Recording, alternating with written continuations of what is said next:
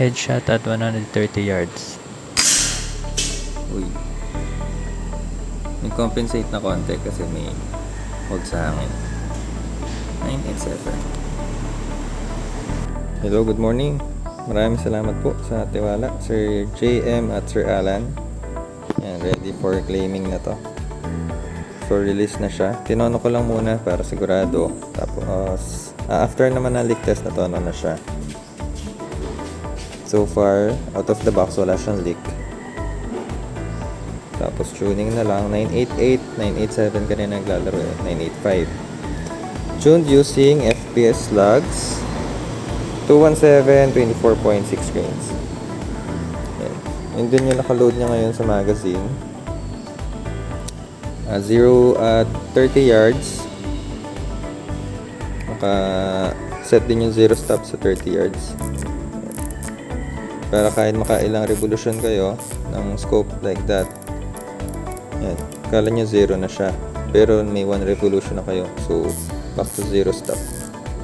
So, yan yung function ng 0 stop. Sa windage, wala tayong 0 stop kasi kabilaan talaga yan, left and right.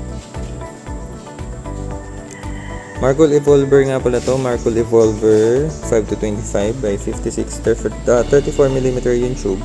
First focal plane with 0 stop function. Yan. Floating dot yung kanyang reticle. Maganda for competition, maganda siya for hunting. Like this unit, tingin ko meant for hunting ito. So yan, 988 FPS, 3.9 dial sa 130 yards na turkey. Yan, so kung magko-competition, may data na. Try ko tirahin tong turkey kahit 100.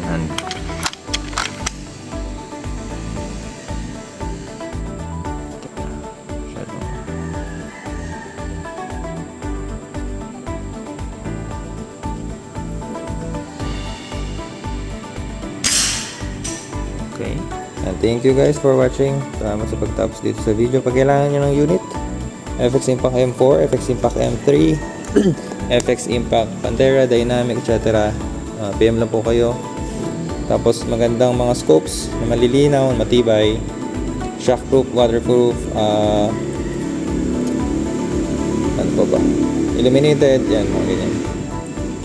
34mm, 30mm available po dito sa amin. Field Precision Shooter or RSP sa Rifle Scope Philippines. Yun yung mga carry talaga nila. Mostly rifle scopes and accessories. Yan, sa Field Precision Shooter naman, mga units naman kami yan, accessories. Yan. Shop location, San Ildefonso, Bulacan.